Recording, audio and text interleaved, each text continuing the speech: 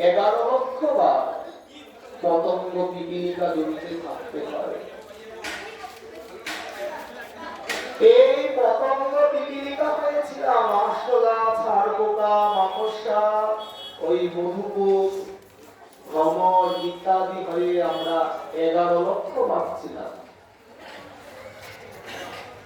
আর এগুলা হতে হতে কোন একবার ভগবত কৃপায় আমি মধুকর হয়ে জন্মাইছিলাম। কি মধুকর? আচ্ছা বাবা, ফুলের মধ্যে তো মধু আছে। আচ্ছা, আমি কি চাইলে সেই মধু আহরণ করে আনতে পারবো? পারবো না। ওই মধুকর সেই ফুলের মধু সংগ্রহ করে আর কেউ এনে সেই মধু সংগ্রহ করে কৌটো ভর্তি করে বাজারে নিয়ে যায় বিক্রি করতে। কারোর কাশি সর্দি হলে সেই মধু গলা সারানোর কাজে লেগে যায়, বাচ্চাদের খাওয়ানোর জন্য কোনো মধু লেগে যায়, আর কোনো মধু আপনাদের মতো গুরু বৈষ্ণবের হাতে পড়লে এটা গোবিন্দের সেবায় চলে যায়, তার অভিষেকে চলে যায়। এখান থেকে আমাকে তিনি একটু কৃপা করলেন, আর একটু স্বীকৃতি প্রদান করলেন। করার ফলে আমি এবার বিহঙ্গম কুলে, পশুকুলে জন্ম নিলাম 3.5 লক্ষ বার। আমি কত পাখি হয়েছি গো বাবা, কাক হয়ে কত মানুষকে অত্যাচার করেছিলাম, শকুন হয়ে কত মৃতদেহ ভক্ষণ করেছিলাম, কত বিষ্ঠা আমি খেয়েছি, কত এঁটো উচ্ছিষ্ট নোংরা আবর্জনায় আমি আমার এই মুখটা দিয়েছিলাম। এই করতে করতে একবার কোন ভাগ্যে আমি ময়ূর হয়ে জন্মাইছিলাম। ময়ূর,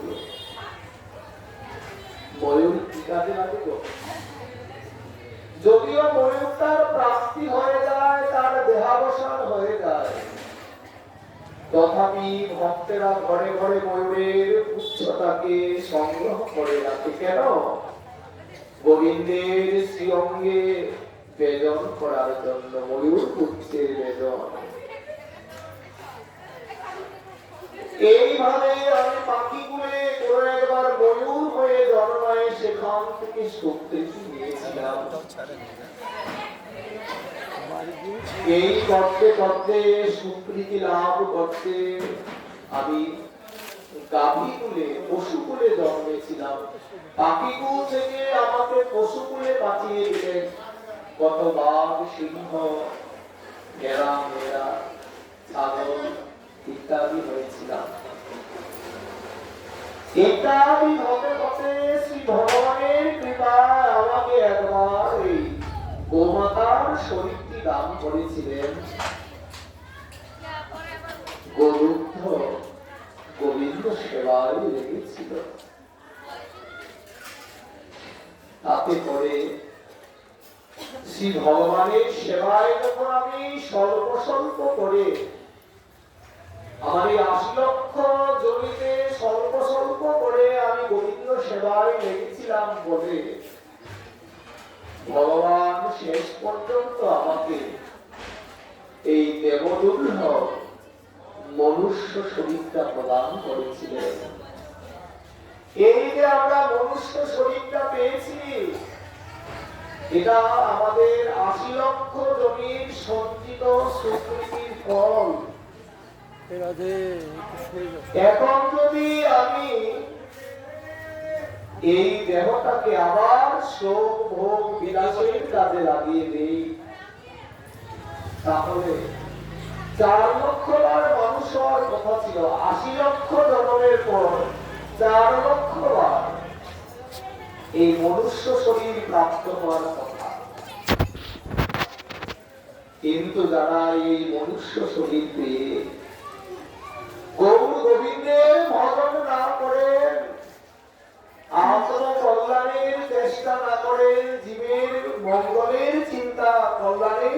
চিকিৎসা না করেন, তাহলে এই দেহটি এবার যদি পতন হয়ে যায়, আর এই দেহ পাওয়ার কোনো আশঙ্কা নাই। সেজন্য মহাজন বললেন, ধর্ম কি এক অধিক বিশেষা, ধর্মেরা বিহীনা পশুভের সমানা। একমাত্র ভারত ধর্মের আচরণের দ্বারাই আমাদের এই দেহটাকে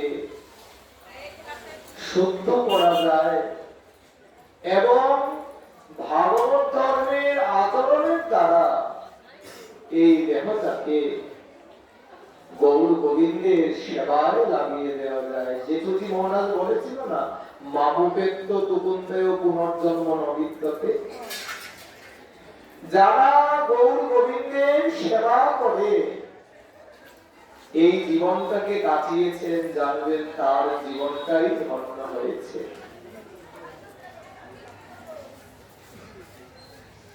প্রহ্লাদ মহারাজকে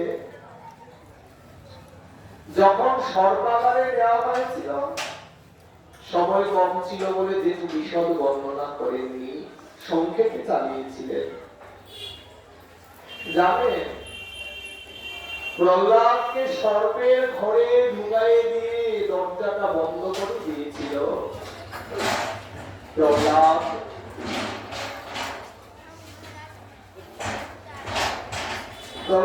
সেখানে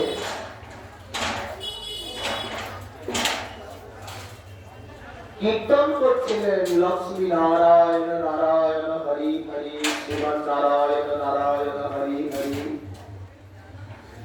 প্রহ্লাদ মহারাজের সেই কীর্তন শুনে সর্পগুলা চিন্তা করেছিল,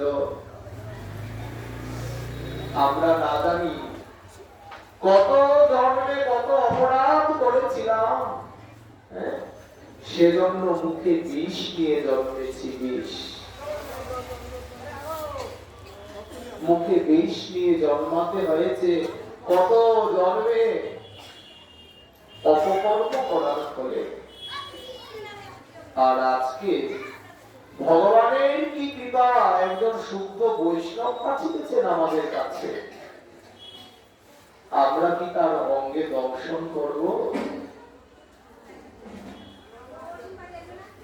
মদ ভক্তানাং চ যে ভক্তাস্তে মে ভক্ততমামতা। অগস্ত্য ঋষিকে ভগবান বলেছিলেন, অগস্ত্য অহং ভক্ত পরাধীনঃ সত্যন্ত্রৈব দ্বিজ সাধুর্বি গ্রস্ত হৃদয় ভক্তই ভক্তি জনপ্রিয়। হে অগস্ত্য, আমি আমার ভক্তের অধীন, অর্থাৎ পরাধীন। ভগবান ভক্তকে ওনার নিজের থেকে বেশি প্রাধান্য দিয়েছে। নমে ভক্ত চতুর্বেদী মদ ভক্ত সপচ প্রিয় তস্মৈ দেয়ং তত গ্রাহ্যং সচতুর্য যথাহম। অর্থাৎ কোন নিম্নকুল থেকে এসেও যদি কেউ আমার ভক্ত হয়, হরি ভজন করে, কৃষ্ণ ভজন করে, সে আমার সমান পূজা পাওয়ার যোগ্য হয়ে যায়।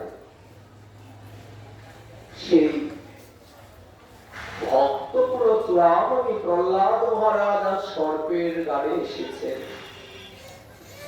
সর্পকুল চিন্তা করছে, তাকে যদি দংশন করি না, তাহলে মনে হয় আমাদের আরো কোটি কল্পকাল এই সর্প হয়ে জন্মাতে হবে, আর কত নোংরা আবর্জনায় পড়ে থেকে কত কিছু ভক্ষণ করতে হবে, অভক্ষ ভক্ষণ করতে হবে।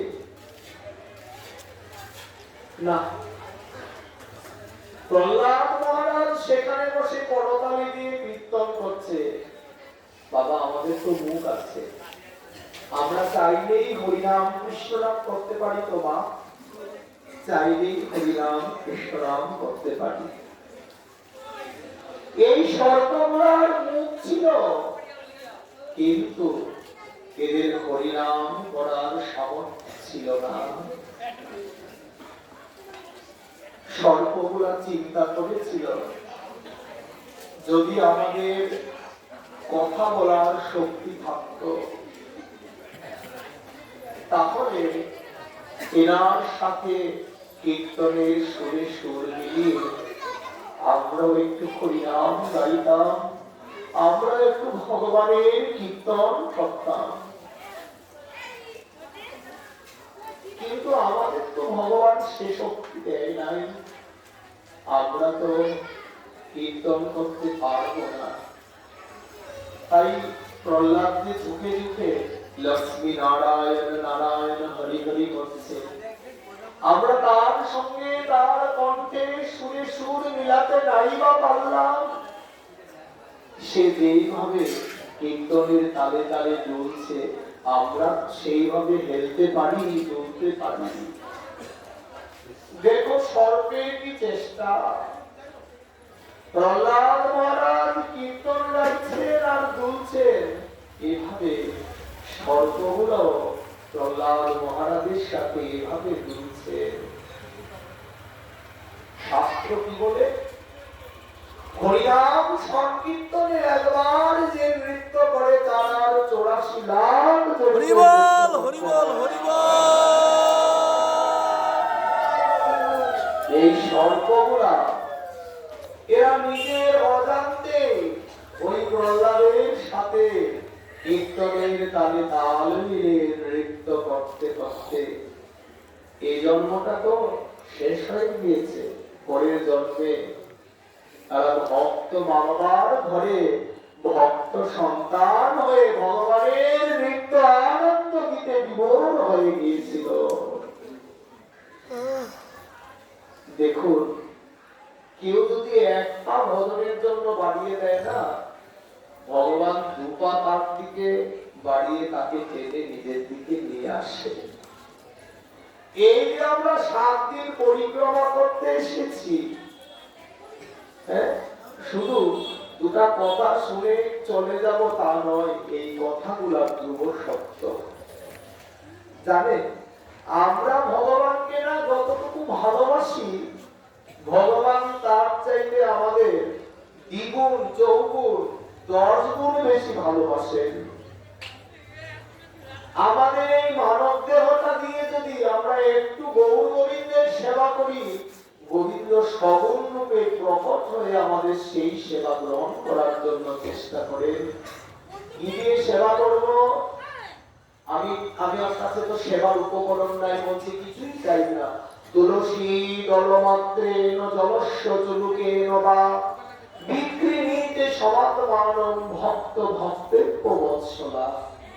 গঙ্গার জল তুলসী দিয়া মোরে সেবে যেই জন, তার ঋণ শোধিতে আমি করিয়ে চিন্তন। গুরুদেব বলতেন, আমি কাঙাল, আমার সেবা করার সামর্থ্য নেই, আমার কোন দ্রব্য আনার ক্ষমতা নাই, আমি কি করব? বললেন, ভগবানের সেবার জন্য এই জগতের তেমন কিছু জিনিসের প্রয়োজন হয় না। যাদের কিছুই নাই কিন্তু ভগবানের সেবা করার বাসনা আছে, বলছে আর কিছু লাগবে না। হরে কৃষ্ণ কৃষ্ণ কৃষ্ণ হরে হরে, হরে রাম রাম রাম হরে হরে। এই দাত্রিংশ বর্ণাত্মক হরিনাম যদি কেউ নিষ্ঠার সঙ্গে করে, ভগবান তার সেবা নেওয়ার জন্য বিপুল হয়ে যায়। শাস্ত্র বললেন, নিত্যদিন কমপক্ষে হলেও 1 লক্ষ হরিনাম করতে হবে। অনেকেই বলে, আমি তো ভোগ লাগাই, আমি তো আরতি করি, আমি তো শৃঙ্গার করি, আমি ভোগ লাগাই, নিত্য প্রসাদ পাই। মহাপ্রভু যখন নিমন্ত্রণ এসেছিল, প্রভু কি বলেছিল? যখন দেখলো নিমন্ত্রণের মাত্রা বেড়ে গেছে, প্রভু বলেছিল, আর আমি নিমন্ত্রণে যাব না।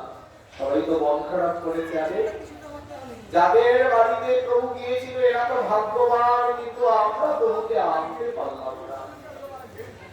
প্রভু তখন বলল, আমি যাব, তবে সবার ঘরে যাব না। কার ঘরে যাবে তুমি প্রভু? যে লক্ষপতি, আমি তার ঘরে যাব। আজ থেকে 550 বছর পূর্বে, হ্যাঁ, লক্ষ তো দূরে থাক, 100 কোটি 100 কোটি টাকার মালিকও খুব কম জন ছিলেন। প্রভু বললেন যে লক্ষপতি আমি তার ঘরে যাব। এখন ভক্তরা বলছে আমরা তো দিনহীন কাঙাল প্রভু, পুরাণে শুনেছি তুমি নাকি কাঙালের ঠাকুর। প্রভু তুমি যদি এখন বলো যে তুমি লক্ষপতির ঘর ছাড়া কারো ঘরে যাবে না, তাহলে প্রভু আমরা যে তোমার সেবা থেকে বঞ্চিত হব। প্রভু তখন বলেছিল এই লক্ষপতি সেই লক্ষপতি নয়, তাহলে কোনটা? যে নিয়ত 1 লক্ষ হরিনাম করে হরি বল হরি বল আর আমাকে ডাকে, আমি তার ঘরে চলে যাই, আমি তার ঘরে গিয়ে তার সেবা গ্রহণে আমি লালায়িত হয়ে যাই। মনে পড়ে এই যে আমাদের বৃন্দাবনে সনাতন গোস্বামী চরণ সাগর মল্লিক উপাধিতে ভূষিত ছিলেন হুসেন শাহের কাছে। সেই সাগর মল্লিক উপাধি কি পরিত্যাগ করে দিয়ে দিনহীন কাঙাল হয়েছিল।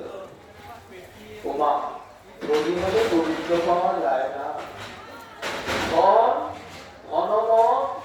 ধন প্রাপ্তির লালসা আর ধনের অহংকার, এই 4টা অভিমান ধনীর মধ্যে থাকে বলে ধনী ব্যক্তির ভগবত প্রাপ্তি হয় না।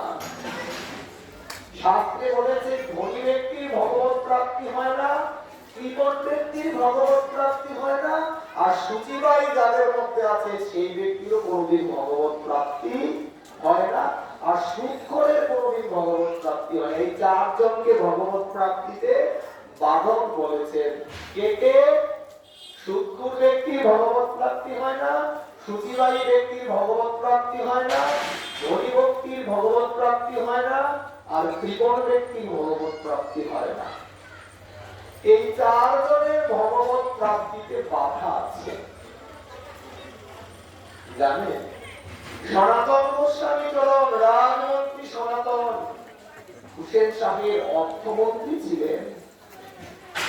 অর্থমন্ত্রীর পদ ছেড়ে দিলেন যেদিন থেকে একবার আমার মহাপ্রভুকে দেখেছেন। মহাপ্রভুর প্রেমের বাতাস ওনার অঙ্গে লেগে গিয়েছিল। প্রভু আকর্ষণ করে রূপ সনাতন দুজনার মাথায় 2টি চরণ তুলে দিয়েছিলেন। সেদিন থেকে আর সনাতন গোস্বামীর কাজে মন বসল না, রূপ গোস্বামী আর গেলেন না।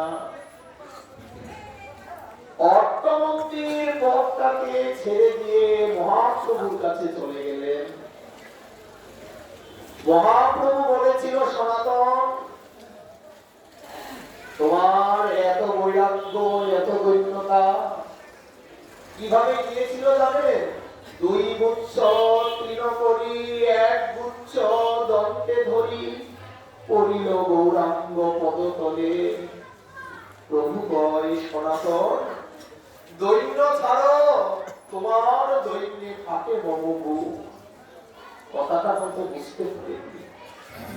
2 গুচ্ছ দন্তে করি, ঘাস কারা খায় গো?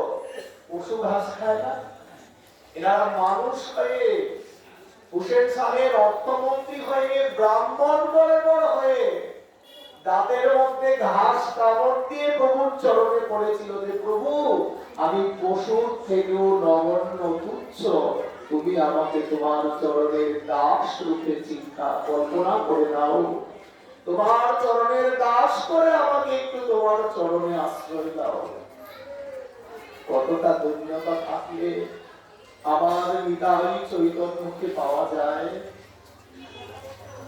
আমরা যতই গৌর বলি, যতই নিতাই বলি, যতই নামি দামি গুরুদেবের কাছে দীক্ষা নিই, যতদিন পর্যন্ত হৃদয়ে দৈন্যতা সরলতা না আসবে ততদিন পর্যন্ত গৌর বললেও গৌরকে পাওয়া যাবে না। গাহ পুন পুন গৌরাঙ্গের গুণ সরল করিয়া মন আমার গৌরাঙ্গের মতন এমন দয়াল না দেখি একজন। যেদিন হাবিতাই হাবুর বলতে আমি শতধারে এক ধারে নয় শতধারে আঁখি জলে ভাসতে পারবো, সেদিন জানবো আমার বিষয়ের থেকে মনটা উঠে হৃদয়টা নির্মল হয়ে গেছে। সনাতন গোস্বামী সব ছেড়ে দিয়ে মহাপ্রভুর কাছে এলেন। মন্দির কিরকম বেশভূষা থাকে আপনারা জানেন, এখন দেখেন। আমাদের রাজমন্ত্রী সনাতন সব রাজবেশ খুলে, ছেঁড়া কাঁথা, নেড়া মাথা, মুখে কৃষ্ণ গুণগাথা। জানেন মহাপ্রভুর কাছে যখন গিয়েছিলেন কাশীতে, এই তো পাতা কাপড় পরেছিল, কিন্তু ওনার ভগ্নিপতি ওনাকে রাস্তায় পেয়েছে, ঠান্ডার মধ্যে বসে বসে পরিণাম করছিল। জানেন বাবা, সেজন্য ভগ্নিপতি গায়ে একটা কম্বল দিয়ে দিয়েছিল। আপনি আমার বাড়িতে চলুন, বলছে আমি সব ঘর বাড়ি ছেড়ে দিয়েছি, আর কারোর বাড়িতে যাব না। চিন্তা করলো বাড়িতে যখন যাবেন না, তাহলে ঠান্ডায় রাস্তায় বসে কষ্ট পাচ্ছে, এই কম্বলটা গায়ে দিন। আজকে আমরা যেটাকে ব্ল্যাঙ্কেট বলি, ভালো দামি কম্বল, তখন এটাকে ভোট কম্বল বলা হতো। সনাতন গোস্বামীর ভগ্নিপতি ভোট কম্বলটা দিল, উনি গায়ে জড়িয়ে মহাপ্রভুর কাছে গেছে। জানেন ওই মহাপ্রভু কৃপা করে, কিন্তু পূর্ণ কৃপা করতে পারছে না। তাকে বুকে জড়ায় ধরে, কিন্তু প্রভুর অঙ্গে যেন মিশিয়ে নেয়, ওই রকম ভাবে আলিঙ্গনটা অনুভব করে না। প্রভুর কাছে আসলে প্রভু অনেক কথাই বলে, কিন্তু বারবার ঘুরে ঘুরে ওই ভোট কম্বলটার দিকে যায়। সনাতন গোস্বামী চিন্তা করেছিলেন, তাহলে কি আমার এই কম্বলটাই আমার কাল হয়েছে? আমরা তো শুধু নিজে ভালো খেতে চাই, পড়তে চাই, ভালো থাকতে চাই, শুধু আত্মসুখের চিন্তা। একটা দামি কাপড় পরতে পারলে সুখী হই, দামি গয়না পরতে পারলে সুখী হই। বলি দামি কাপড় গয়না না পরে সাধু সন্ত দুস্থ জনতা জনার্দনের সেবা করতে হবে। ইনাদের সেবায়, গুরু বৈষ্ণবের সেবায় ভগবান প্রসন্ন হয়ে যায়। সনাতন গোস্বামী সব কিছু ছেড়ে দিয়ে যা ধন সম্পত্তি ছিল, দুঃখী কামাল ব্রাহ্মণ বৈষ্ণবের মধ্যে বিলাই দিয়ে গিয়েছিলেন। দেখুন তথাপি গায়ে একটা ভোট কম্বল ছিল বলে মহাপ্রভু চিন্তা করে না। তিনি চিন্তা করলেন না এই ভোট কম্বল আর গায়ে দেওয়া যাবে না। এখন কোথায় ছেঁড়া কাঁথা পাবে? প্রভু তো ওই রকম সাধারণ পোশাকে বেশি খুশি হয়। আমরা গৌর ভজন করি বাবা, কিন্তু কি করলে আমার গৌর হরি খুশি হবে, গৌর হরি সুখী হবে, আমরা সেই চিন্তাটি করি না। জানেন নদীর পাড়ে যখন স্নান করতে গেল, দেখলো একজন কাঙাল বসে আছে নদীর পাড়ে। কি করে বসে আছে? তার একটা ছেঁড়া কাঁথা ছিল, এটা নদীর জলে ধুয়ে দিয়ে নদীর পাড়ে বিছিয়ে দিয়েছে শুকানোর জন্য। কাঙালের তো ঘর বাড়ি নাই, গাছের তলায়, কারোর বাড়ির গেইটে, ব্রিজের উপরে, গাড়ির তলায় শুয়ে থাকে। কোথায় আর কাঁথাটা ধুবে? নদী তো সবার জন্য আছে, নদীর কূলের মালিক কেউ নয়, সবার জন্য। ওই ছেঁড়া কাঁথাটাকে ধুয়ে দিয়ে নদীর কূলে বিছায়ে দিয়ে বসে আছে, কখন শুকাবে আর কখন নিয়ে যাবে। আচ্ছা এরকম ছেঁড়া কাঁথা আবার শুকাতে দিয়ে কেউ বসে থাকে তো? যার লাভ আছে, কোটি আছে, সে বসে থাকে না। যে কাঙাল, তার কাছে 1 টাকারও মূল্য আছে, তার 2 টাকা হারিয়ে গেলে সে হাও হাও করে কাঁদতে থাকে। আমাদের 2000 হারিয়ে গেলেও এই কি পরিমাণ দুঃখ থাকে, তারপর আবার চলে যায়। সনাতন গোস্বামী এখন নদীর পাড়ে গেলেন। নদীর কূলে গিয়ে দেখে একজন ভিখারি তার ছেঁড়া কাঁথাটা নিয়ে বসে আছে, তার মধ্যে 8-10-15টা ছিদ্র ছিদ্র আছে। তার কাছে গিয়ে করজোড়ে বলল, আপনি এই কাঁথাটা আমাকে দিয়ে দিন, আর আমার এই ভোট কম্বলটা আমি আপনাকে দিয়ে দিব। কাঙাল ব্যক্তি একটু ব্যঙ্গাত্মক হাসি হেসেছে। কি বুদ্ধি দেখো, আমি গরিব, তো গরিব বলে মস্করা করে ওনার গায়ের এই দামি কম্বলটা আমাকে দিয়ে দিবে, আর বলছে আমার থেকে কাঁথা নেবে। তাই দিদি, দরিদ্র করলে লোকে বুঝি এমন করেই কথা বলে? কিন্তু বাবা, তুমি তো সাধু, তোমার গলায় মালা আছে, কপালে তিলক আছে, তুমিও আমার মতো কাঙালকে দেখে এমন ব্যঙ্গ করলে। তুমি বললে যে এই কাঁথাটা তোমাকে দিয়ে ভোট কম্বলটা নিয়ে নিতে, তুমি আমার সাথে এমনটা করতে পারলে আমি কাঙাল বলে? জানেন, সনাতন গোস্বামী চিন্তা করলো, উনি তো বুঝতে পারছেন আমাকে তো ভুল করছে। এই জগতে কারোর মনে কষ্ট দিতে নেই, শুধু যে বৈষ্ণব হলে বৈষ্ণবকে দুঃখ দেওয়া যায় না তা নয়। জীবে সম্মান দিবে জানি কৃষ্ণ অধিষ্ঠান, প্রত্যেকটা জীবকে সম্মান দিতে হবে। আমি প্রসাদ বুঝি, আমি নিরামিষ বুঝি, তাই কেউ প্রসাদ বুঝি না, আমিষ খায়, আমি তাকে ঘৃণা করবো, নিন্দা করবো, বলছে এটা ধর্ম নয়।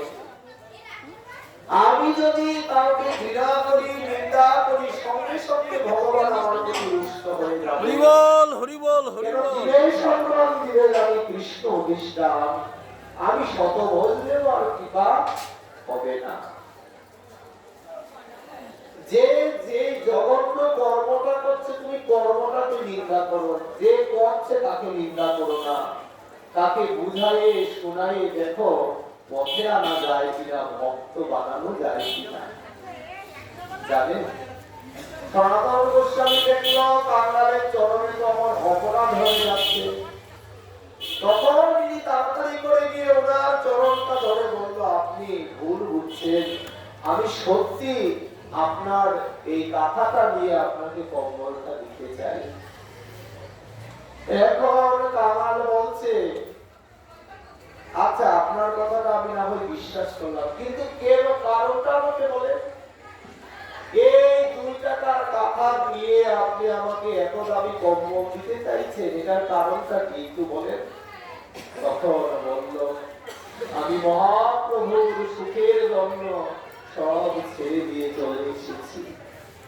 এই ভোট কম্বল কি গায়ে আছে বলে আমার প্রভু আমাকে কৃপা করছে না, তাই আমার প্রভুর সুখের জন্য আমি ভোট কম্বল ছেড়ে দিয়ে ছেঁড়া কাঁথাটা গায়ে দিতে চাই।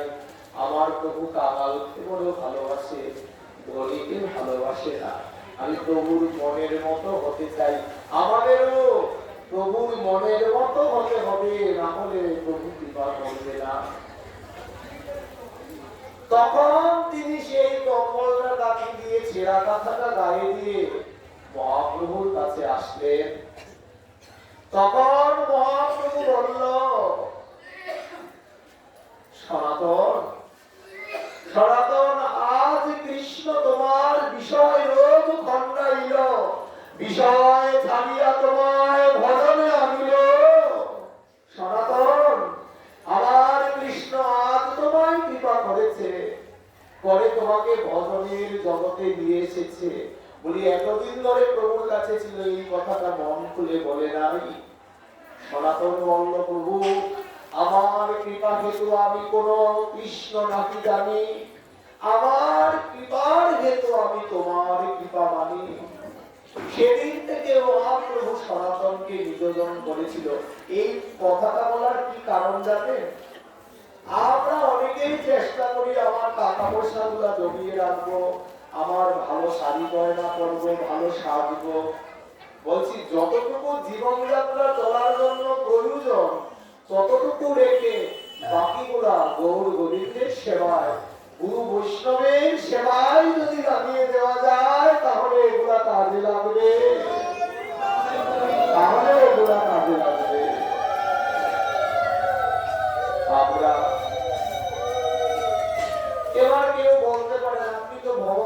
ভালোবাসার কথা বলছিলেন, এবার আবার টাকা পয়সা এসে গেলেন। বলি ভগবানকে কি করে ভালোবাসবেন, তাকে কি চোখে দেখতে পাচ্ছেন?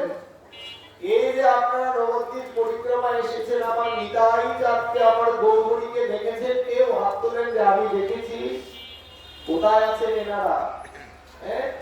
বলছে ভগবান নিজ মুখে বলেছে, বৈষ্ণব হৃদয়ে মোর নিয়ত বিশ্রাম, গোবিন্দ কহে মম বৈষ্ণব পরাণ। আমি আমার ভক্ত বৈষ্ণবের হৃদয়ের মধ্যে বিশ্রাম করি। কোন ভক্তে, কোন বৈষ্ণবে? যারা সমস্ত কিছু আমার ওই পদার বিন্দে সমর্পণ করে দিয়েছেন, যারা আমাকে ছাড়া আর কিছু বোঝে না, আমাগত প্রাণ, আমি সেই রকম ভক্তের হৃদয়ে বাস করি। আচ্ছা, যারা ভগবত চরণে সমর্পিত হয়ে যায়, এদের ভাবটা কেমন থাকে এটাও তো জানতে হয়। চলুন আজকে আমরা একটা ভক্তের প্রসঙ্গ দ্বারা সেই ভাবটিকে শ্রবণ করি। যারা গৌরবে, আমরা দেখুন সবাই সংসারী জীব, গৃহের থেকে এসেছি, কদিন সাধু বৈষ্ণবের সঙ্গ করবো, আবার দেহের মধ্যে ফিরে যাব। তো সেখানে থেকে কি করে ভগবানের হওয়া যায়, আমরা সেটাই এই প্রসঙ্গ দিয়ে শ্রবণ করব। আপনারা নিশ্চয়ই ভক্তমাল গ্রন্থের নাম শুনেছেন। আমার গুরুদেব বলতেন, যার মনে আছে গোলমাল সে বড় গিয়ে ভক্তমাল। যার মনে এখনো গোলমাল আছে, শঙ্কা আছে, এটা করছি ঠিক আছে কিনা, ওটা সঠিক তো, আরে উনি তো এরকম ভাবে করেছে, উনি আবার সেরকম ভাবে কেন করে, এই শঙ্কাগুলা যার মনে আছে, বলি যার মনে এখনো গোলমাল রয়ে গেছে, মনটা সরল হয়নি, বলছি সে গিয়ে ওই ভক্তমাল গ্রন্থটা আস্বাদন করো। ভক্তমালের চরিত্রগুলো আস্বাদন করলে তখন কোনটা সঠিক আর কোনটা বেঠিক বোঝা যাবে।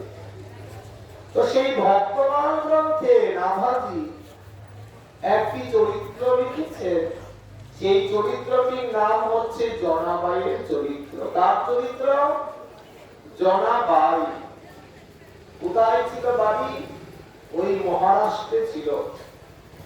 এই মহারাষ্ট্রে আমার ভগবানেরই একটা স্বরূপ আছে, যেই স্বরূপ মূর্তি সেখানে পূজা হয়, তার নাম হচ্ছে বিঠ্ঠল ভগবান। কীর্তন আছে, বিঠ্ঠলা বিঠ্ঠলা পাণ্ডুরঙ্গা বিঠ্ঠলা। ওই বিঠ্ঠল ভগবান শ্রীকৃষ্ণেরই একটি রূপ। ওই মহারাষ্ট্রে সেই বিঠ্ঠল ভগবানের স্বরূপটি আছে। পাণ্ডেরপুরের বিঠ্ঠলনাথের বহু প্রচার। আমরা যেমন কৃষ্ণ ভজন করি, বৃন্দাবনে যাই, বৃন্দাবন আমাদের ধাম, জয় জয় রাধারাম বৃন্দাবন ধাম, কৃষ্ণ সুখ বিলাসের নিধি। সেরকম করে যারা ওই বিঠ্ঠলনাথের ভক্ত, তারাও পাণ্ডেরপুরে যায়। এখন সেখানে কোন এক অভাগিনী মায়ের ঘরে একটা কন্যারত্ন জন্মেছিল। নাভাদেবী তার ভক্তমাল গ্রন্থে বলছে। আচ্ছা, অভাগিনী মা হইল কেন? অভাগিনী মা বলার পেছনে কারণটি হচ্ছে, তার মা যখন গর্ভবতী হয়েছে, তার কিছুদিনের মধ্যেই তার বাবা মরে গিয়েছিল। কতটা দুঃখী, বাবার মুখটাও কোনোদিন দেখেনি। এবার যখন সেই মেয়েটি প্রসব হচ্ছে, প্রসব হওয়ার সময় তার মারও মৃত্যু হয়ে গেল। বাবাকে তো কোনোদিন চোখেও দেখিনি, জন্মানোর সঙ্গে সঙ্গে মাও মরে গেছে। মানে এক কথায় তার মতো দুঃখী আর জগতে কেউ নাই। জানেন কারা ভগবানের ভজনটা বেশি করে? যারা খুব উঁচু মার্গে গিয়েছে, সন্ত সাধু হয়েছে, দেখলে তাদের জীবন চরিত্রটা পড়ে কোনো না কোনো বিশেষ একটা দুঃখ তারা পেয়েছে, কোনো না কোনো বিশেষ একটা আঘাত পেয়েছে, না হলে তো এই সংসার থেকে সমাজের মনটা উঠবে না। বড় রকমের একটা দুঃখ বা আঘাত যারা পেয়েছে তারা অতি অল্প সময়ে ভগবানের খুব নিকটে চলে যায়, ভগবানের নিয়োজন হয়ে যায়। কারণ কি হচ্ছে, এই জগৎটাকেই তো আমরা সুখময় মনে করি। ওই যে মহাজনের পদে বলে, সংসার সেবিলি গোড়ানা ভজিলি না শুনিলি সাধুর কথা। আমরা সংসারে ঝাঁপিয়ে পড়ি কেন, ভাবি ওখানেই বুঝি সব সুখ আছে। কিন্তু সুখ নাই মায়ারে পারে, সুখ আছে ভগবানের পদার বিন্দে। মায়ার ওপারে সুখ আছে, এপারে সুখ নাই। এই সুখের অনুসন্ধানে যখন আমরা যাই, গিয়ে সেখান থেকে বড় রকমের একটা ধাক্কা খাই। এই জগতে সবচাইতে নিজজন প্রিয়জন আমি যাকে মনে করি, দেখবেন এই জগতে সবচাইতে বড় দুঃখটা সেই আপনাকে দিয়ে থাকে। এটা একটা চরম সত্যি কথা। আপনি যাকে সবচাইতে বেশি নিজের ভাববেন, আপন ভাববেন, আস্থা করবেন, বিশ্বাস রাখবেন, সেজনই আপনাকে সবচাইতে বেশি দুঃখটা দেবে। আর এই দুঃখটা পাওয়া দরকার, কেননা এই দুঃখটা না পেলে আমরা ভগবানকে নিবেদন করতে পারবো না। এর আগ মুহূর্ত পর্যন্ত এই জগতের সবাই আমার নিবেদন আপনজন বলে মনে হবে। যেদিন আমি দুঃখটা পাবো, সেদিন মনে হবে এই জগতে কেউ আমার নেই, আমার আছে একমাত্র গোবিন্দ। সেই বিশ্বাসটা অনেক দিন লাগে আসার জন্য। জানেন, ওই যে মেয়েটি প্রসবিত হয়েছে, তার নাম রেখেছে সবাই জনাবাই। এখন মাও মরে গেছে, বাবাও মরে গেছে, তার মতো দুঃখী জগতে আর কেউ হয় না। এর বাড়িতে দুদিন রেখেছে, তার বাড়িতে দুদিন রেখেছে, পাড়াপড়শি সবাই মিলে ছোট্ট বাচ্চাটাকে একটু বড় করে তুলেছে। আজকে এর বাড়িতে কাজ করতে যায়, তার বাড়িতে একটু কাটা মাছ দিয়ে যায়, হ্যাঁ, সবাই বিনিময়ে একটু খাবার দিয়ে দেয়। আদর ভালোবাসা কেমন জিনিস, এই জগতের স্নেহ প্রীতি কেমন জিনিস, সে কোনোদিন বুঝে নাই। কিন্তু একটা জিনিসের প্রতি তার খুব মন ছিল, ওই বিঠল ভগবানের নাম শুনলে না সে পাগল হয়ে যেত, মাতোয়ারা হয়ে যেত সেই বিঠল নাথের নাম শুনলে। সে যেখানে জন্মেছে সেখানে বিঠলনাথের কাছে, ওখান থেকে বিঠলনাথের কাছে যেতে প্রায় 26-27 ঘন্টা সময় লাগে, যদি পায়ে হেঁটে যাওয়া যায়। আগেকার দিনে তো গাড়ি ঘোড়ার ব্যবস্থা ছিল না। সে সবাইকে বলে, ওগো আমাকে একটু বিঠলনাথের কাছে নিয়ে যাও না, আমি একটু তাকে দর্শন করতে চাই। দেখুন, নিজজন নাই, পরের জনের কাছে বড় হয়েছে। যাকে বলে সে বলে এখন নয়, পড়ে যাবি। হ্যাঁ, কেউ বলে তুই ছোট, আর একটু বড় হলে তোকে নিয়ে যাব। আর একটু বড় যখন হয়েছে বলি এখন তো নব যৌবন, এর পায়ে হেঁটে যেতে হয়, গ্রামের রাস্তা জঙ্গল আছে, যদি তোর আপদ বিপদ হয় কে জবাব দেবে। যা তোর বিয়ে হয়ে গেলে তোর বরকে বলবো তোকে যেন নিয়ে যায়। সে বিঠলনাথের চিত্রপট দেখে আর কাঁধে মনে মনে ভাবে, আমি কবে একবার তাকে সামনের থেকে দেখতে পারবো। আমাদের মধ্যে এমন অনেকে আছে না, যারা বৃন্দাবন নামটা শুনলেই দেখবে তার চোখে জল চলে আসে।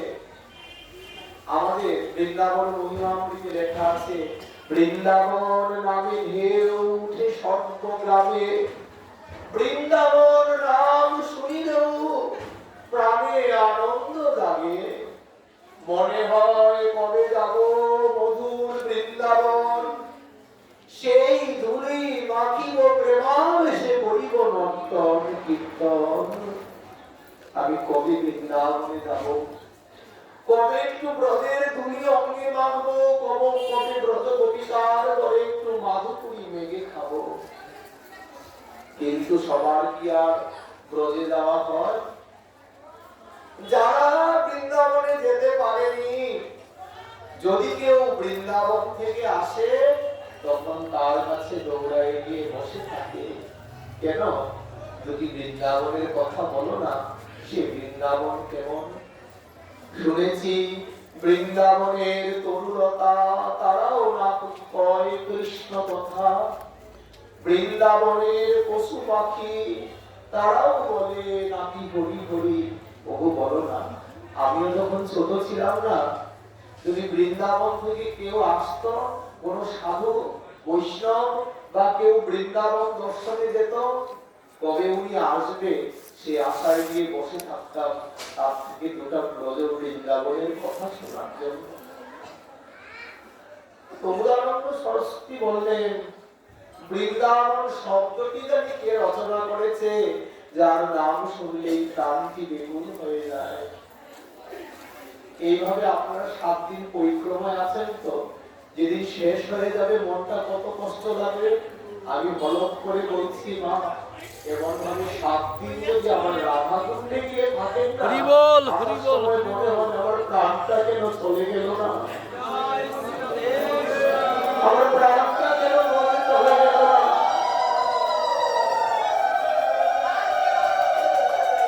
এই সংসারে আমাকে কেন টিকতে হচ্ছে? আমার ব্রজে যদি এই দেহটা রয়ে যেত। জানেন, বৃন্দাবন শব্দটাই এমন, শুনলেই না প্রাণটা বিমূঢ় হয়ে যায়, মনে হয় আমি ব্রজে চলে যাই। সেই প্রকারে ওই বালিকাটির মনোভাব। বালিকাটি সবাইকে বলে, ওগো আমাকে একটু নিয়ে যাও না, আমি একটু আবার বিচ্ছল নাককে দর্শন করব। এখন তার তো কেউ নাই, তাকে কে নিয়ে যাবে? এই করতে করতে পাড়ার সবাই মিলে বললো, মেয়েটা তো বড় হয়েছে, বিয়ে দিতে হবে, দিনকাল ভালো না। এখন মেয়েটার জীবনে যে মা এত দুঃখ, কে তাকে কথা শোনায়, কেউ রাত্রিতে ঝাঁটার বাড়িতে পড়ে পড়ে থাকলে যা হয়, তার জীবনে এত দুঃখ, সে কোনদিন এই দুঃখ ভগবানকে জানায়নি,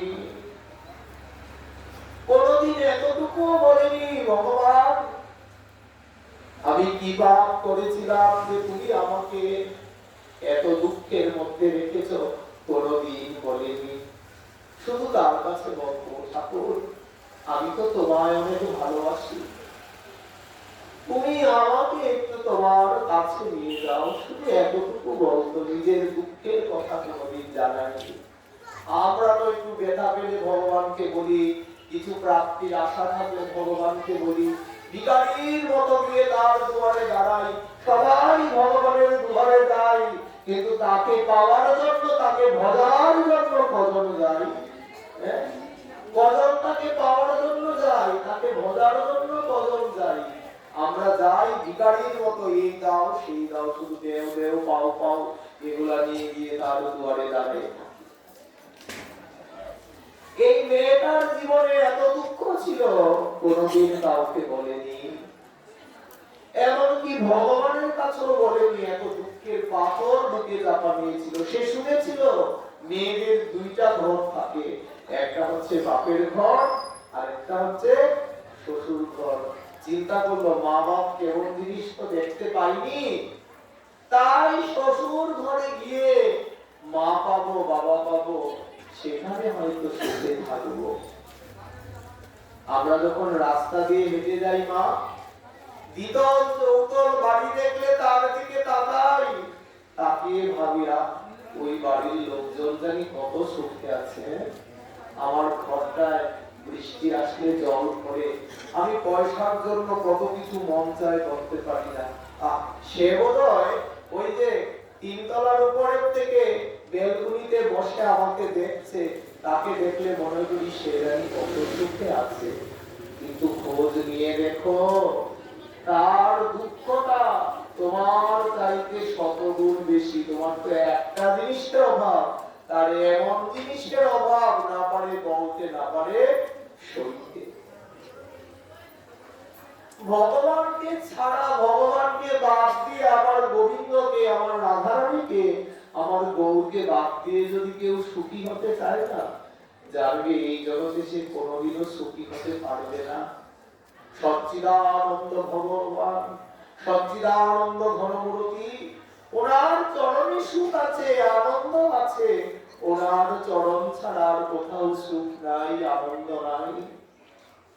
মেয়েটা ভেবেছিল যা শ্বশুর ঘরে গেলে হয়তো আমার একটু সুখ হবে।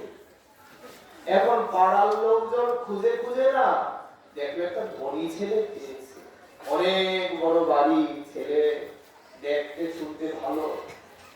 আর কিছু বিচার বিবেচনা করলেন না, কারণ ছেলের মা বলেছে আমার কিছুই চাই না, শুধু একটা মেয়ে চাই। কালো হোক, উচিত হোক, কিছু না দেখ, আমার কিছু চাই না, একটা মেয়ে চাই। আচ্ছা বাবা, এখন প্রশ্ন আসে না যে এত বড় ধনী মানুষ একটা মেয়ে চায় আর কোনো কিছু চায় না, দোষের ব্যাপার তো, কে আর খোঁজ লাগায়? প্রকৃত বস্তু কি জানো, ওই ছেলেটা এত নেশা করতো আর এত দুশ্চরিত্র ছিল, কেউ তাকে নিজের মেয়ে বিয়ে দিতে রাজি হয় না। এত বড় বাড়ি আর সম্পত্তি থাকলে কি হবে যদি ছেলেই ঠিক না থাকে? পাড়ার মানুষজন বুঝতে না পেরে তাকে বিবাহ দিয়েছে। এখন জনাবাই সেখানে গিয়ে বিঠ্ঠলের নাম করে দেখলো কত বড় বাড়ি, বাবা বাড়িতে গিয়েছে, দাসদাসী ৮-১০ জন আছে তার সেবা করে, তার মাথায় চক্র ধরে। কিন্তু এই সুখটা কদিন ছিল জানো? মাত্র ৪ দিন। চতুর্থ মঙ্গল হয় না, এদিন আত্মীয় স্বজন আসে, ওই দিন পর্যন্ত তার সুখ ছিল। যখন সবাই চলে গেছে, অমনি শাশুড়ি এসে তার চুলটি ধরে টেনে বলছে, এইটা কাজ করতে যা, তোকে কি রাজরানী করে আনার জন্য, রাজরানী হিসেবে বসার জন্য নিয়ে এসেছি? হ্যাঁ, কাজ করতে যা। ও তো আকাশ থেকে বললো যে আমাকে এত আদর করেছে, ৪ দিন আমাকে মাথায় করে রেখেছে, আমার সেবার জন্য ৫টা দাসদাসী দিয়েছে, আজকে সে এমন ব্যবহার করলো। বুঝতে বলে আমাদের একটু অসুবিধা হচ্ছে। শাস্ত্র কি বলেছে? শাস্ত্র বলেছে, আমাদের মাধবেন্দ্র পুরীপাদ চৌরাগ্রবর্ণ শ্লোকে লিখেছিলেন, ভগবান যাকে ভালোবাসে তার দশাটা কেমন হয়। করতি ভিক্ষু পতিদেহ হীনং কেনামহ ভীষণ চৌর ইদ্রিক চৌরাগ্রবর্ণ পুরুষং নমামি।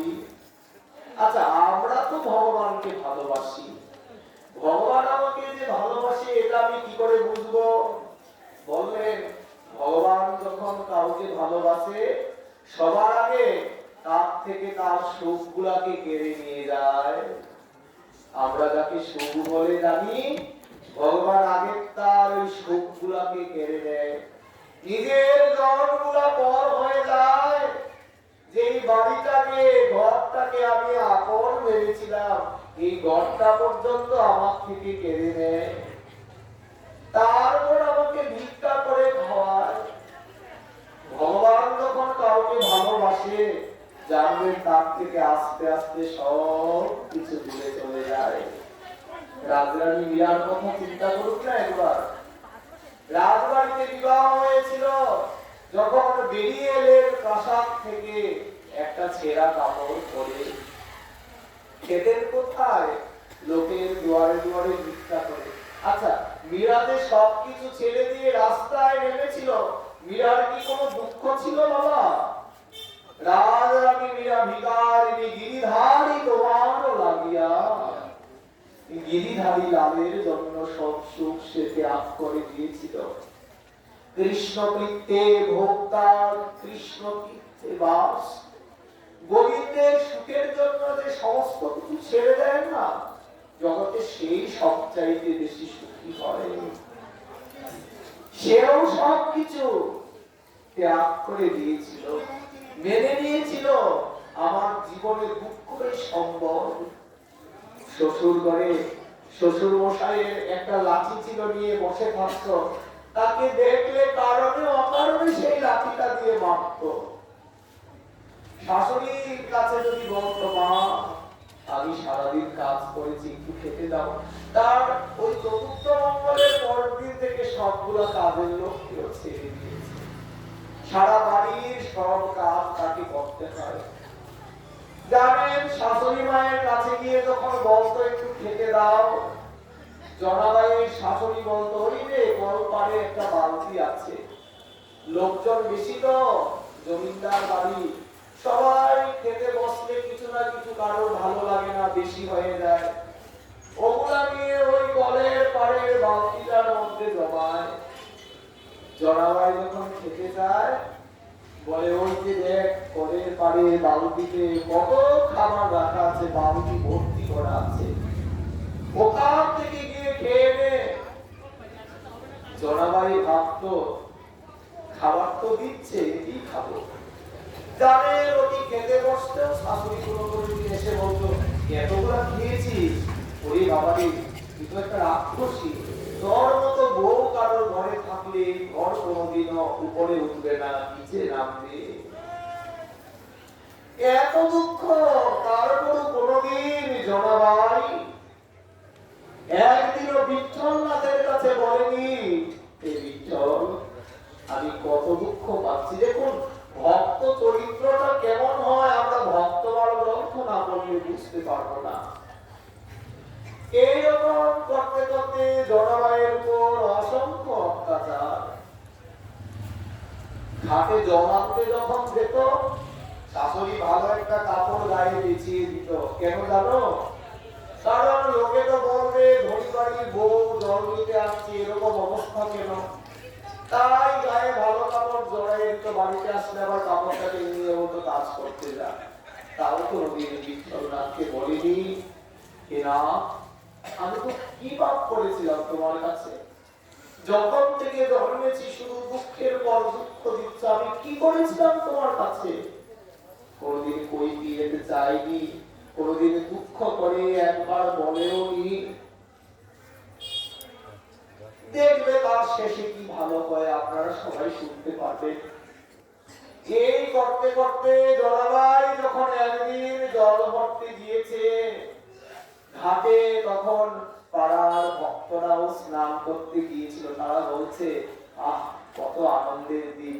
যারা ওই পান্ডের উপরে গিয়েছে বিঠ্ঠলনাথের দর্শনে তারা জানেন বৎসরে একবার পরিক্রমা হয়। আমরা যেমন 7 দিন পুরো নবদ্বীপ পরিক্রমা করব, 9 দ্বীপ আমরা দর্শন করব, স্থান মাহাত্ম্য জানবো, ওরকম ভাবে বিঠ্ঠলনাথের 7 দিনের পরিক্রমা হয়, তারপর বিঠ্ঠলনাথের দর্শন হয়, উৎসব হয়, সবাই চলে যায়। আমাদের ব্রজের ভক্তরা যেমন বৃন্দাবনে যেতে বিপুল হয়, তারাও সেভাবে যায়। সবাই ঘাটে যখন বলাবলি করছে জনাবাই মনে মনে চিন্তা করলো সবার সাথে আমিও একটু যাবো, আবার বিঠ্ঠলনাথকে গিয়ে দর্শন করে আসবো। বাড়িতে এসে শাশুড়ি মাকে বলছে মা গো আমাকে একটু যেতে দাও না, আমিও সবার সাথে গিয়ে একটু বিঠ্ঠলকে দর্শন করতে চাই। শাশুড়ি মা বলে এত বড় সাহস, হ্যাঁ তোর এখন কি বয়স হয়েছে যে তুই ধর্মকর্ম করতে যাবি? এই বয়সটা কি ধর্মকর্ম করা? আরে তুই চলে গেলে বাড়ির কাজগুলা কে করবে, সংসারটা কে দেখবে?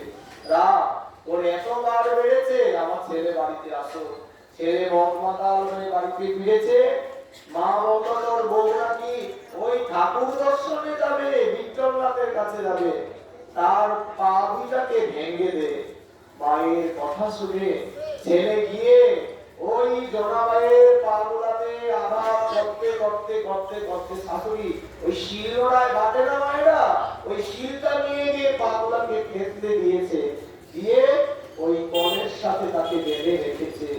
তুই কি করে যাস আমি রেখে দিব। জনাবাইয়ের সেই হাঁটুর থেকে পায়ের থেকে রক্তের ধারা বইছে, অসহ্য যন্ত্রণায় কাতর হয়ে গেছে। জানেন তাও একবারও বিঠ্ঠলনাথকে বলেনি যে হে ভগবান আমাকে আর কত দুঃখ দেবে, কেন আমার এই দুঃখ একবারও ঠাকুরের কাছে বলে নাই। যখন জনাবাইয়ের পা গুলাকে নোড়া দিয়ে ছেঁচে ছেঁচে দিয়েছে, চিৎকার করছে, অসহ্য চিৎকার। ওই মন্দির থেকে বিঠ্ঠলনাথের দক্ষিণ নয়ন দিয়ে জল ঝরে পড়ছে। ভগবান বললেন, আমি দুটা জিনিস সইতে পারি না। কি সইতে পারি না? আমার ভক্তকে যদি কেউ অপমান করে, আমি ভক্তের অপমান কি সইতে পারি না। আর যদি আমার ভক্তের নয়নের জল পতিত হয়, আমি ভক্তের নয়ন জলটাও সইতে পারি না। রঘুনাথ দাস গোস্বামী তাদের জীবন চরিত্রে লেখা আছে, জানেন? 56 দণ্ড রাত্রি দিনে রাধা গোবিন্দ চিন্তনে, 2 দণ্ড সুতি থাকে শয়ন রাধা গোবিন্দ দেখে, 1 দণ্ড বৃথা নাকি যায়। জানেন দাস গোস্বামী কত হরিনাম করত? কত হরিনাম করত বাবা? রোজ দিন নামাচার্য ঠাকুর হরিদাস 3 লক্ষ হরিনাম করতে। আর আমাদের রঘুনাথ দাস গোস্বামী রাধা কুণ্ড পথে বসে রোজ দিন 9 লক্ষ হরিনাম করতেন। 9 লক্ষ। তাও কেমন ভাবে জানো? প্রেমিক ছিলেন তো। একবার কৃষ্ণ বলতেই চোখে জল, কাঁদতে কাঁদতে দাস গোস্বামীর চোখে ঘা হয়ে গিয়েছে। রাধা কুণ্ড তটে পড়ি সঘনে নিঃশ্বাস ছাড়ি, হা রাধে বলে ডাকে উচ্চেশ্বরে। রাধে রাধে বলে ডাকতেন। তার এত নয়নাশ্রু বিগলিত হলো, চোখে ঘা হয়ে গেছে। একদিন রাধারানী এসে দাঁড়িয়ে গেছে স্বর্ণমুখে।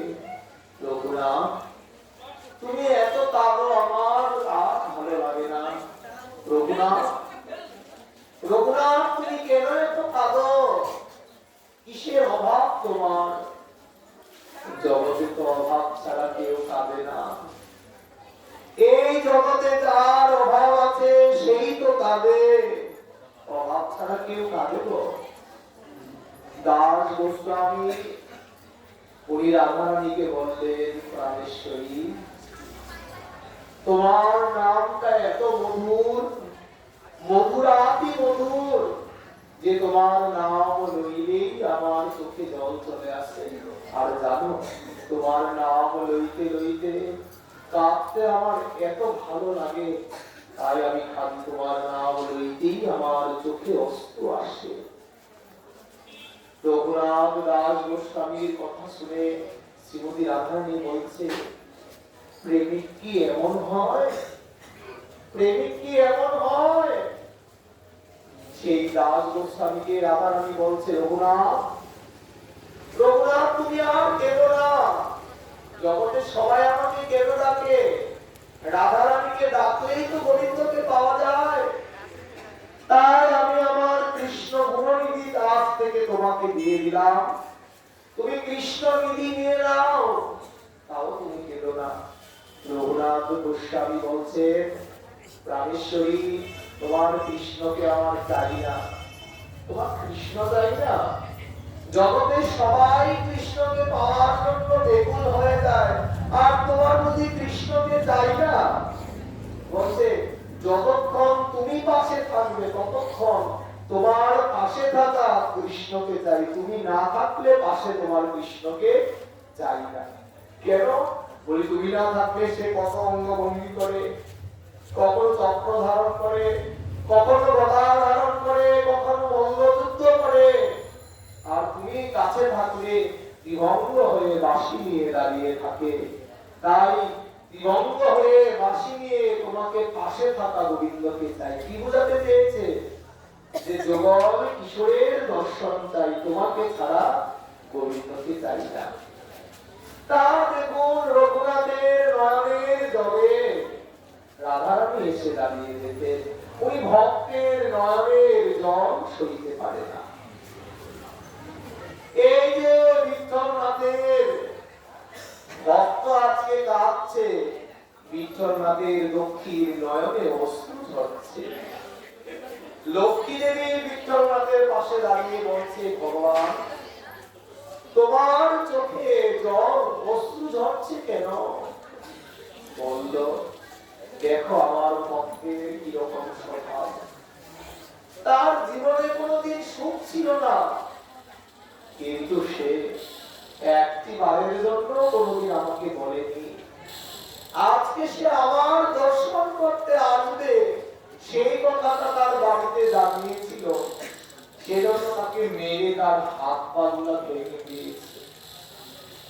আমরা যারা কৃষ্ণ ভজন করি, আমাদের কি অনেক সুখ আছে?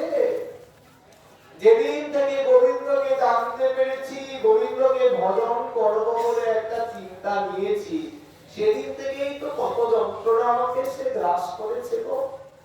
আমার নিরজনই আমার নামে কত অপবাদ দেয়, আমাদের দেখলে নিন্দা করে।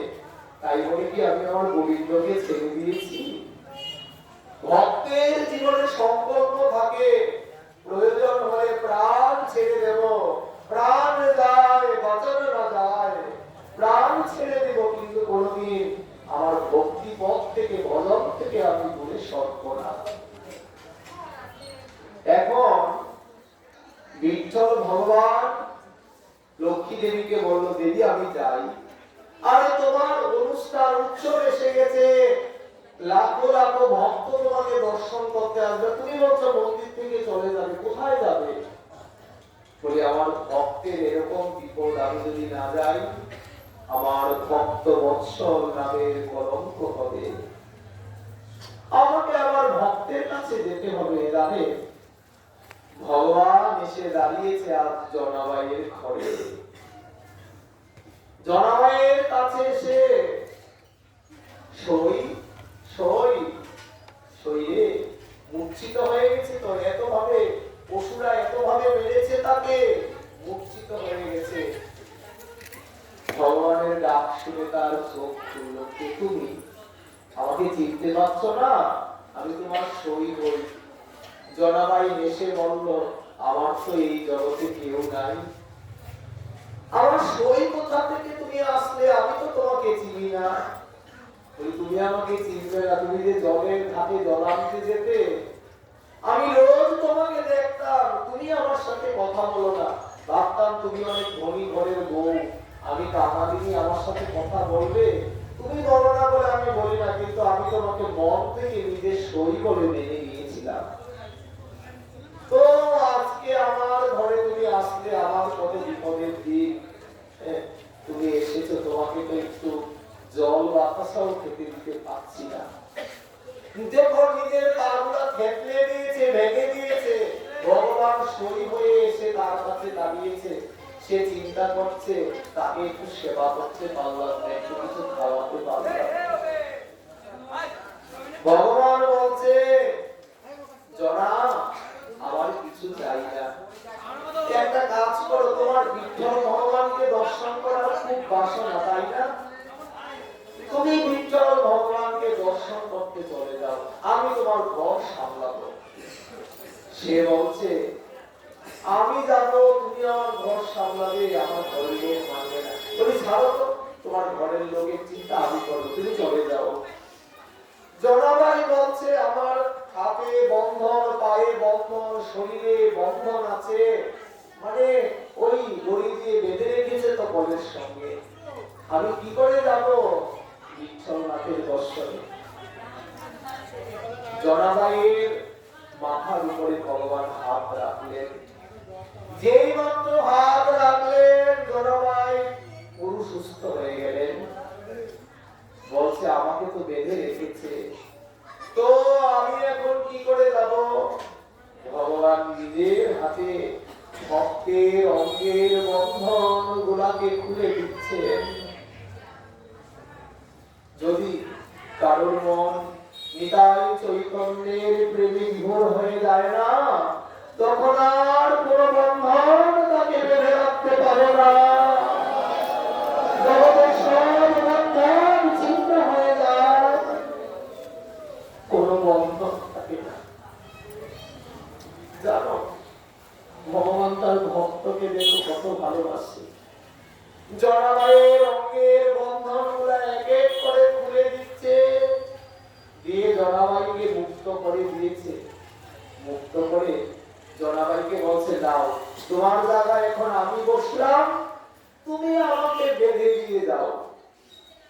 জনা বলছে, তোমাকে, তুমি আমার সই, তোমাকে আমি বাঁধবো বলে তোমার ঘরের মানুষগুলা ভালো নয়, তাই তুমি আমাকে বেঁধে দিয়ে দাও। দেখো তোমার চেহারা আর আমার চেহারা একই রকম, ভগবানের মায়াকে বুঝতে পারে। ভগবান জনাবাইয়ের রূপ ধরেই জনাবাইয়ের ঘরে এসেছে, বলছে দেখো সই, তোমাকে কেন আমি সই বলি, তোমার চেহারা আর আমার চেহারা অনেক মিল আছে, তাই তুমি আমাকে এখানে বেঁধে দিয়ে দাও। আমার ঘরের লোকজন ভাববে যে আমি বেঁধে, তোমার ঘরের লোকজন ভাববে তুমি বাধা অবস্থায় আছো। এখন ভগবান জনাবাইয়ের জায়গায় বসলেন, আর জনাবাই ভগবানকে একটার পর একটা বন্ধন দিচ্ছই, তাকে যেমন করে বেঁধেছিল। ওদিকে লক্ষ্মী দেবীর চোখে জল, লক্ষ্মী দেবী বলছে, ভগবান তোমার বলিহারি যাই, আমি জানতাম তুমি তোমার ভক্তকে ভালোবাসো, কিন্তু তুমি যে তোমার ভক্তকে এমন ভাবে ভালোবাসো এই তো আমি জানতাম না। তুমি তোমার ভক্তের বন্ধন তোমার অঙ্গে নিয়ে তোমার ভক্তকে তুমি মুক্ত করে দিলে। জনাবাই ভগবানকে বেঁধেছে, জনাবাইকে ভগবান বলছে, যাও তুমি চলে যাও, যেদিকে প্রাণ তাই তোমার, তুমি সেদিকে চলে যাও। জনাবাই চলে গেলেন, সবার সঙ্গে দিয়ে মিশলেন, কিবা মধুর কীর্তন হচ্ছে, কখনো বিঠ্ঠলনাথের কীর্তন, কখনো হরে কৃষ্ণ কৃষ্ণ কৃষ্ণ হরে হরে, হরে রাম রাম রাম হরে হরে, সেই মহামন্ত্রের কীর্তন হচ্ছে, সকলের সাথে নাচছে গাইছে আনন্দ করছে। জানেন জনাবাই আনন্দ কাকে বলে জীবনে কোনোদিনও পায়নি, আর কৃষ্ণ নামে তো কি আনন্দ, তার কোনো তুলনা হয় না। সকলে প্রাণ ভরে নৃত্য কীর্তন করছে, জনাবায়ু তাদের সঙ্গে নৃত্য কীর্তন করছে আর যাচ্ছে, বাচ্চা হরি নামে এত আনন্দ, কৃষ্ণ নামে এত আনন্দ, এত সুখ, আহা আমি তো জানতাম না। এই বলে সকলের সাথে নৃত্য আনন্দ কীর্তন করতে করতে চলে যাচ্ছে। জনাবাইয়ের আনন্দে আত্মহারা হয়ে গেলেন। এখন জনাবাই বিঠ্ঠলনাথের মন্দিরে চলে গেলেন। গৌর হরি বল। জনাবাই বিঠ্ঠলনাথের মন্দিরে চলে গেছেন সব ভক্তের সাথে, নর্তন কীর্তন করতে করতে গিয়ে বিঠ্ঠল ভগবানের দুয়ারে দাঁড়িয়েছেন।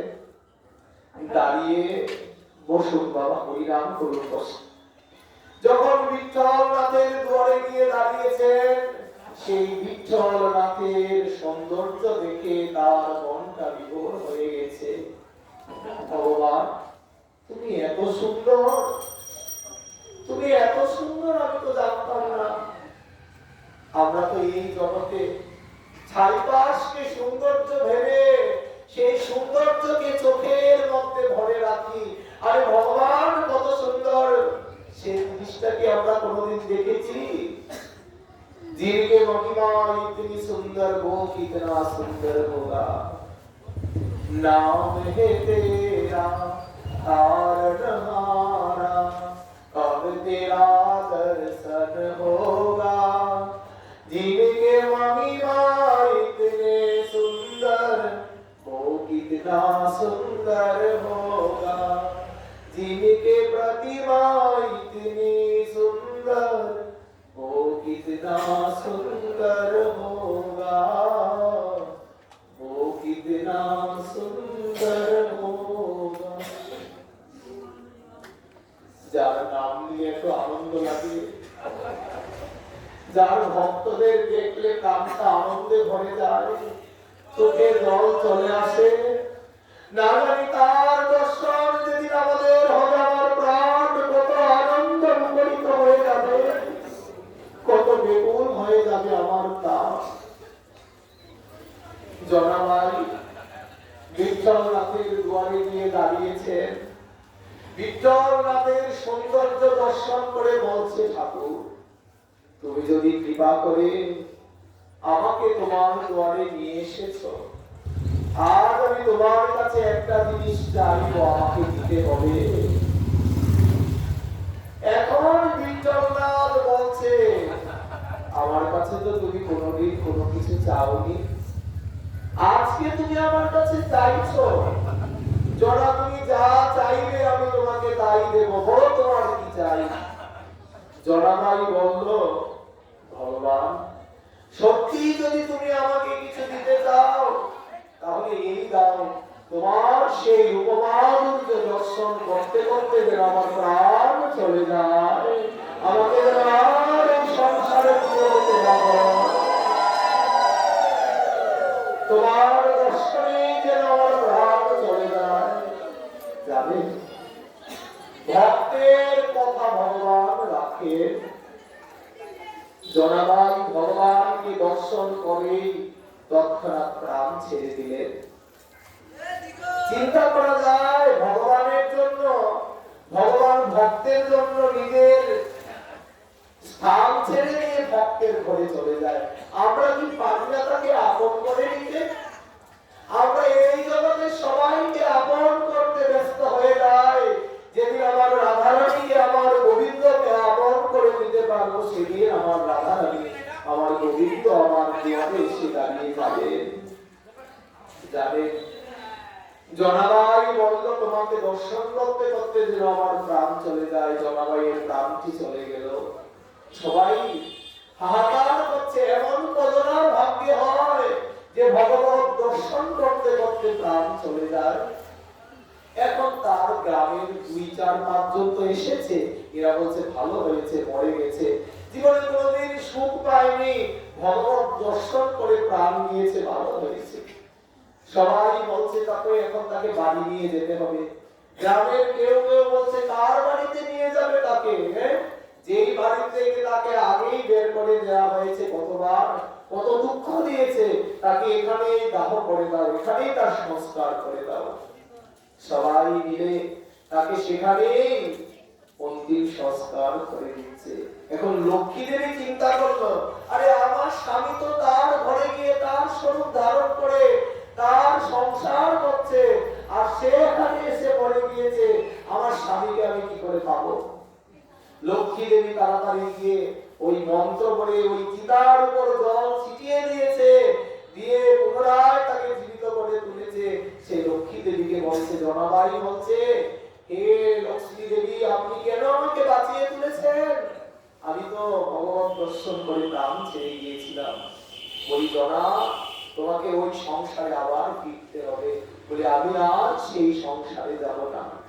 ও বিষয় সুখের মুখে তুলে দিয়া ছাই, বিষয় সুখের মুখে তুলে দিয়া ছাই, নগরে মাগিয়া খাবো নাম লয়া নিতাই।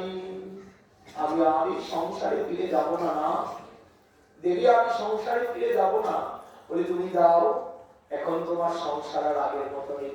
আচ্ছা, ভগবান যার ঘরে গিয়েছে তার ঘরে কি আর কেউ দুষ্ট থাকতে পারে গো? ভগবান ওই জনাবাইয়ের স্বামীর চরণ সেবা করে দেয়, জনাবাইয়ের স্বামীর জন্য রান্না করে দেয়, পরিবারের সকালের কাজ করে দেয়, ভগবানের হস্তের অমৃত গ্রহণ করে সকলের হৃদয়ের কলুষতা দূরে চলে গেছে। আরে গৌর গোবিন্দের প্রসাদ পেতে হবে নিত্যদিন।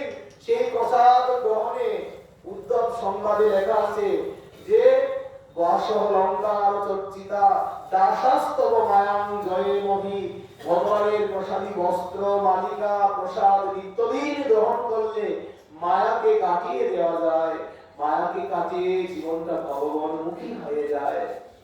ভগবানের হাতের রঞ্জিত দ্রব্য গ্রহণ করে সবার পুরুষতা দূরে চলে গিয়েছে।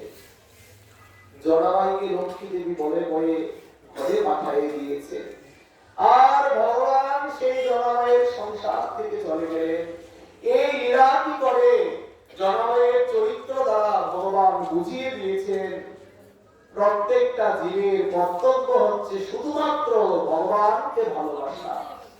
বলি এই জগতে সবাইকে ভালোবাসবো না, এই সংসারে কেউ তোমার ভালোবাসা চায় না, শুধু তোমাকে চায়, তোমাকে দিয়ে এটা করা হবে, তোমাকে দিয়ে সেটা করা হবে, তুমি এটা করবে, তুমি সেটা করবে, সেই জন্য সবাই তোমাকে ভালোবাসে।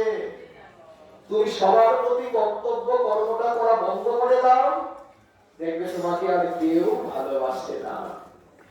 কিন্তু জগতে এমন একজন আছে যে বিনা কারণে তোমাকে ভালোবাসবে, সে কে জানো? সে হচ্ছে আমার গোবিন্দ। তাই তাকে আমাদের ভালোবাসতে হবে। আমার সব একদিকে চলে যা, আমি গোবিন্দ চরণে পড়ে থাকবো। সেই চরণে পড়ে থাকলেই আমার এই জীবনটা সার্থক হয়ে যাবে, ধন্য হয়ে যাবে। আমরা সবাই এই নবদ্বীপ পরিক্রমায় এসেছি, 7 দিনের জন্য আমরা একটা পরিবার হয়েছি। চলেই তো গেল, আজকে 5 দিন চলে যাচ্ছে, কালকে ষষ্ঠ দিবস, তারপর দিন পরিক্রমা বিশ্রাম হয়ে যাবে। আমরা অনেকেই আছি ভক্ত নই, কিন্তু ভক্তের সঙ্গ নিয়ে পরিক্রমায় চলে এসেছি। আছে তো এমন অনেকজন। সকলের কাছে বিনতি, আপনারও গিয়ে সদ্গুরুর আশ্রিত হয়ে গৌর গোবিন্দের সেবা করবেন, গৌর গোবিন্দের প্রসাদ গ্রহণ করবেন, যাতে করে এই জীবনটা ধন্য হয়ে যায়। আপনার দেখে, আপনার ভক্তি দেখে, ভজন দেখে আরো 5টা লোকে ভক্তি পথে আসবে, ভজনের পথে আসবে। সেটাই আপনার জীবনে বড় প্রাপ্তি। আপনাকে দেখে যদি কেউ সাধু হয়ে যায়, তার ভগবান প্রাপ্তি হয়ে যায়, তাহলে আমাদেরও ভগবানের কৃপা লাভ হয়ে যাবে। আমরাও ভগবানের কৃপা পেয়ে এই জীবনটাকে ধন্য করে দিতে পারবো। তাই দেখুন, ভক্তের সঙ্গে চললে কি লাভ?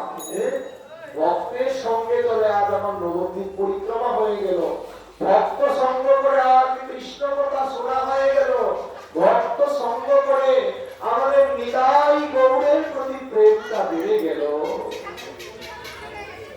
আচ্ছা বাবা, আপনারাই বলুন, আমরা নিতাই গৌরকে ভালোবাসতাম, ও মায়েরা, আমরা সবাই নিতাই চৈতন্যের ভজন করতাম, কিন্তু এই পরিক্রমায় 7 দিন থেকে নিতাই গৌরের প্রতি ভালোবাসাটা বেড়েছে কি বেড়েছে? বেড়েছে, বেড়েছে। আপনারা তো দেখি হরি বল। তাহলে 7 দিন এই পরিক্রমা করে আমাদের নববিধা ভক্তি, 9টা দিন পরিক্রমা করলে শ্রবণম কীর্তনম বিষ্ণু স্মরণ পাদ সেবনম অর্চনম বন্দনম দাস্য সত্য আত্মনিবেদনম, এই 9 দিন পরিক্রমা করে নববিধা ভক্তি আমাদের হৃদয়ে জেগে উঠেছে। আর এখান থেকে গিয়েও যদি আমরা নিরন্তর ভজন করতে থাকি, অবশ্যই এই জন্মে নিতাই চৈতন্যের দেখা হবে। আমরা নিতাই চৈতন্যকে পেয়ে যাব। আগাম নয়, কালকে সকালে আবার আমাদের চলতে হবে।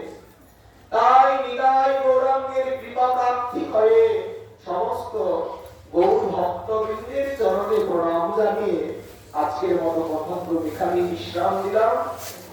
রাধারানীর কৃপা করে আবার আস্বাদন হবে।